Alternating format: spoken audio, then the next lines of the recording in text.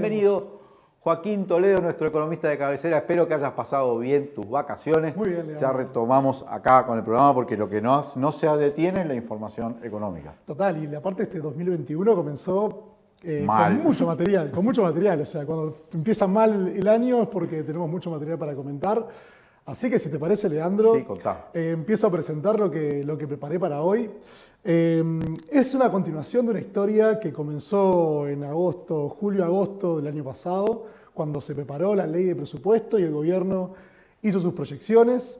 Es una historia como de, no sé si error de cálculo, falsas promesas, tiene de todo un poco.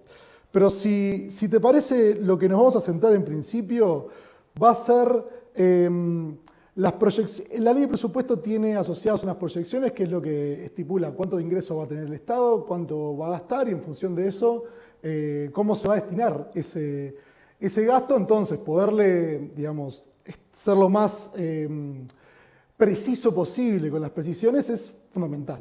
Vamos a escuchar primero al director de la OPP, Isaac Alfi, el 3 de septiembre en el programa En Perspectiva, cuáles sean sus apreciaciones sobre las proyecciones presentadas. Pero entonces, volviendo a lo que yo le planteaba, si la economía creciera menos de lo estimado, se pediría más ajuste, más recorte. Se utilizaría este artículo 7, establecer límites de ejecución de créditos destinados a gasto, funcionamiento e inversiones, Se etc. puede establecer límites, se podrían establecer límites, pero yo creo que eso no va a pasar, realmente no va a pasar, y menos por lo pronto en los primeros 2 años, que es cuando vamos a ver las patas a la sota. De hecho, hay que ser claro, uno puede prever razonablemente el año que viene y quizás parte del 2022. Después para adelante, no sabemos lo que va a pasar. O sea. Arrancó diciendo que no va a pasar. No va a pasar los dos conceptos centrales, ¿no? Ellos pueden prever razonablemente el primer año y el segundo, o sea, se tenían fe con lo que habían planteado en la ley de presupuesto. No van a tener que usar el artículo 7. El artículo no va 7 a que pasar. está ahí, claro, lo plantearon. El artículo 7, digamos, es muy claro en lo que dice. Que permite el tope. Pero lo decía, o sea, se puede topear cuando exista riesgo de no cumplimiento de la meta indicativa, resultado fiscal. Pero dormí destapado porque no va a pasar, ¿eh? Decía. No, tranquilos. En ese momento, 3 de septiembre, nos transmitía mucha tranquilidad el director de la APP que había presentado la ley de presupuesto. Ya había pandemia, no podemos decir que la pandemia le apareció después y lo trastocó. Él en ese momento dice, no va a pasar.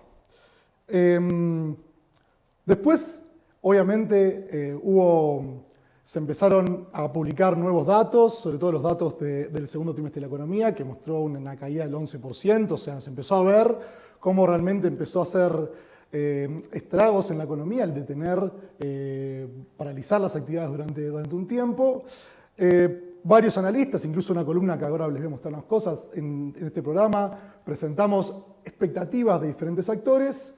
Sin embargo, ya cercanos a fin de año, el 18 de noviembre, primero en octubre lo hizo en el Parlamento, y después el 18 de noviembre la ministra Azucena Arbeleche, en el Foro de Inversiones de Europa, el 18 de noviembre, confirmaba y nos despejaba cualquier duda respecto a las críticas, a las proyecciones, de esta manera. A ver si podemos ver el segundo video. Hasta la fecha, y me pauso al decir porque realmente hasta la fecha no hay un deterioro en ninguno de estos indicadores de avance que nosotros tenemos. Por el contrario, lo que se refiere a la recaudación de la DGI, lo que se refiere a la venta de combustibles y la demanda de energía eléctrica, lo que se refiere al mercado laboral, todo nos muestra que hay una recuperación leve, pero la recuperación sigue.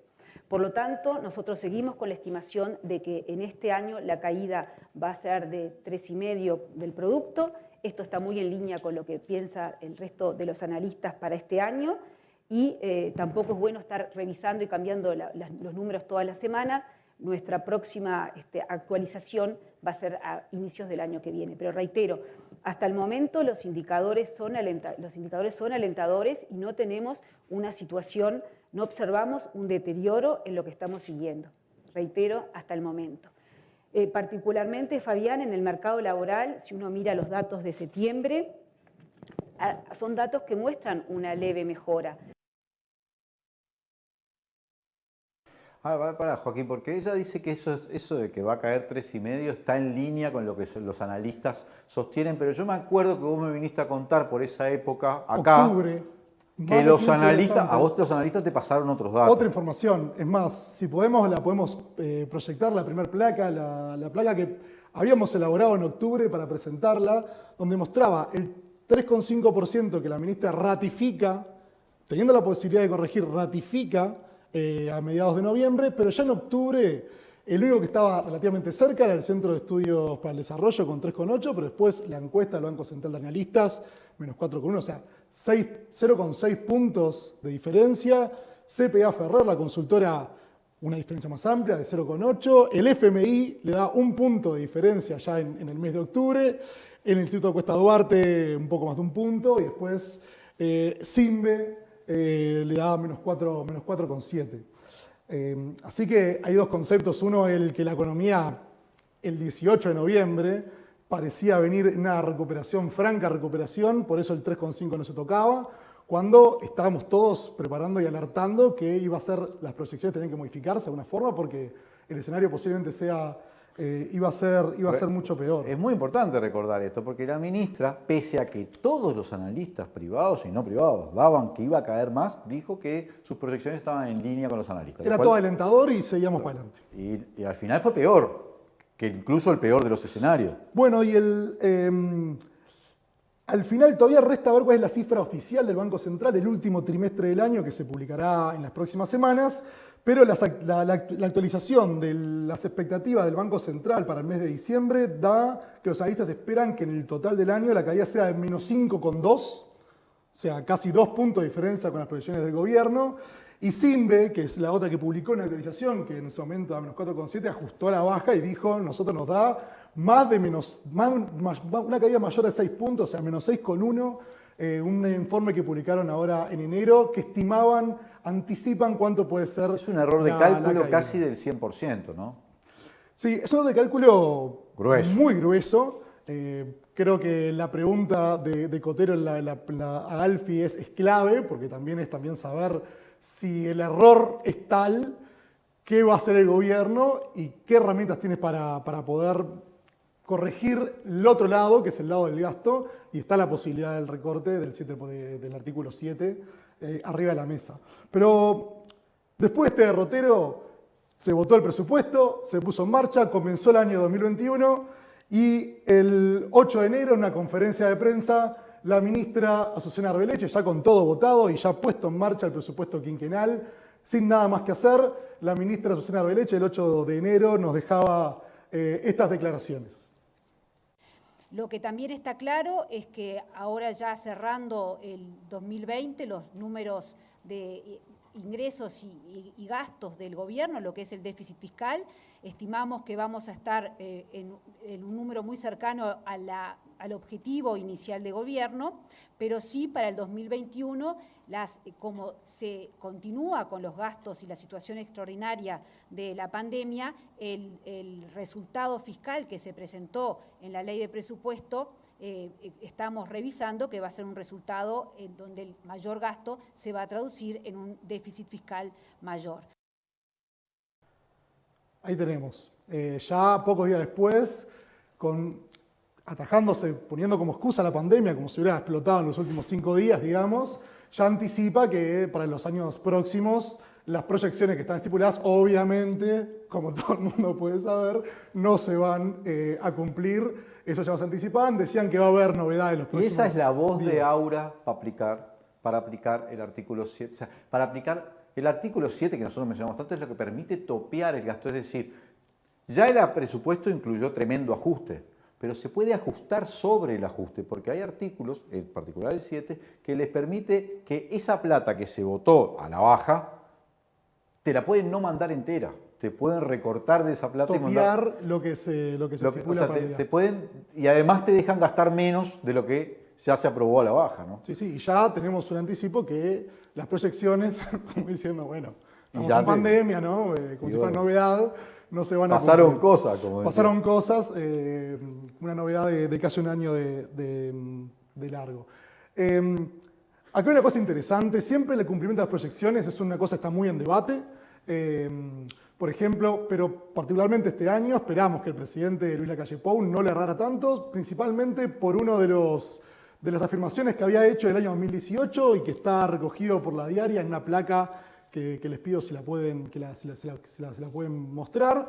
Claro, Lacalle Pou dijo que Astori le erra como a las peras el 2018, cuando también se había hecho la actualización, rendición de cuentas de las proyecciones, y Eber encomendó al genio del ministro que haga bien los números, digamos. Era como una crítica punzante que hacía el actual oficialismo cuando el pasado oficialismo presentaba también sus números. Con estas afirmaciones uno podría imaginar que estos errores de cálculo no iban a ser tan gruesos. El año pasado, en septiembre, hubo una especie de contrapunto, digamos, que es la siguiente placa, que es un titular de búsqueda, donde Astori afirmaba que lo que terminó después ratificando la ministra Arbeleche es absolutamente imposible que el gobierno cumpla con sus metas económicas y los recortes pueden generar un destrozo feroz.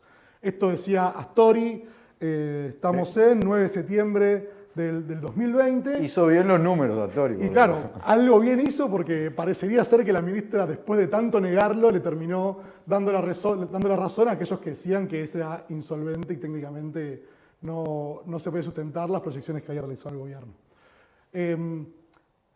Un comentario más relacionado principalmente con lo que vos decías al principio en la editorial, Leandro, con el cambio de cálculo de la base, de la BCP, que también sucedió esta primera quincena, que fue el ajuste de tarifas.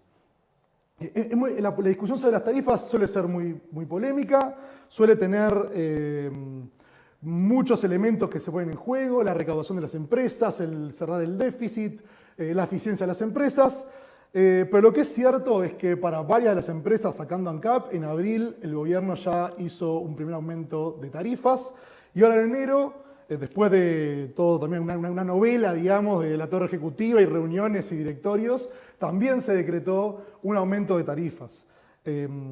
Relacionado con las tarifas que aumentaron ya 2 veces en lo que va de este gobierno y con el cambio que vos mencionabas, que hace un aumento que va a aumentar el aporte del IRPF y el aporte del IAS por parte de la ciudadanía, nos retrotrae a recordar, valga la redundancia, este anuncio que hacía el actual presidente Luis Lacalle Pou en el lanzamiento de campaña para las internas el 30 de marzo de 2019, a ver si podemos ver ese recuerdo. La austeridad va a ser centro de nuestro gobierno.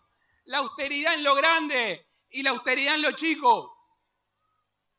Queremos desterrar, y ya desde aquí le decimos, hoy 30 de marzo, a todos los que quieran debatir y discutir.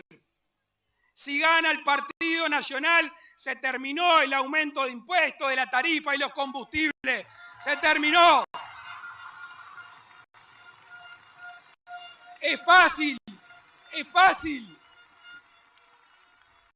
Es fácil administrar mal si tengo el bolsillo de Juan Pueblo ahí cerca para meterle la mano. Se terminó. Y el esfuerzo que comprometemos, amigos, el esfuerzo que comprometemos es aflojarles el cinturón. No hay con qué darle. No sé ustedes cómo están viendo, pero muchos aflojes de cinturón. Yo por lo menos No hay con qué darle. Es un archivo eso que es como... chau.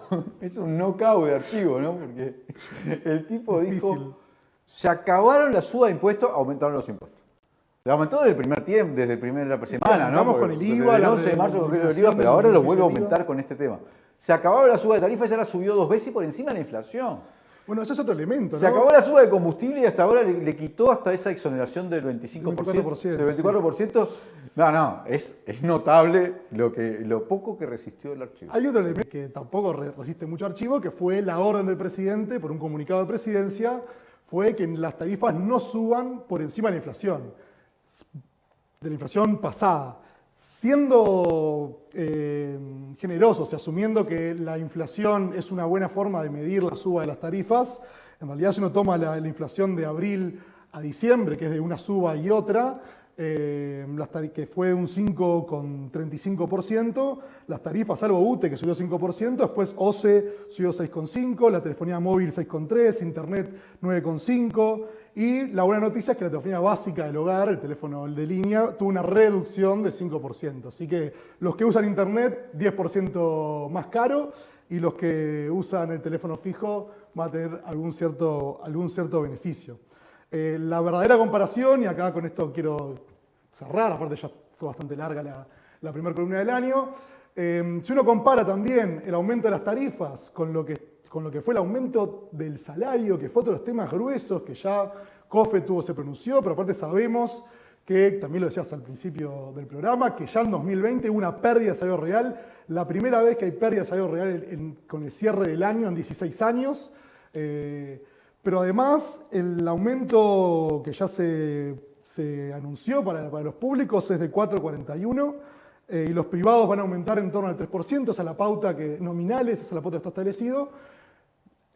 Claramente está muy por debajo de lo que es la inflación esperada para 2021, o sea, cuando comience el año no solamente va a haber pérdida que no se recuperó del 2020, sino que todo el aumento de precios, naturalmente, que va a suceder en 2021, va a ser una pérdida no recuperable de salario real, de poder de compra de la gente. Así que, si te parece, Leandro, con más noticias acumuladas de la que creíamos tener, comenzó un año que claramente va a ser un año difícil, nos va a dar mucho material para conversar y si sigue como de la mano nos va a dar mucho archivo también para poder sacar a relucir y comparar con las promesas anunciadas. Muchas gracias, Joaquín Toledo. Gracias a todos y todas los que nos están mirando. Vamos a un corte y enseguida volvemos con más Legítima Defensa.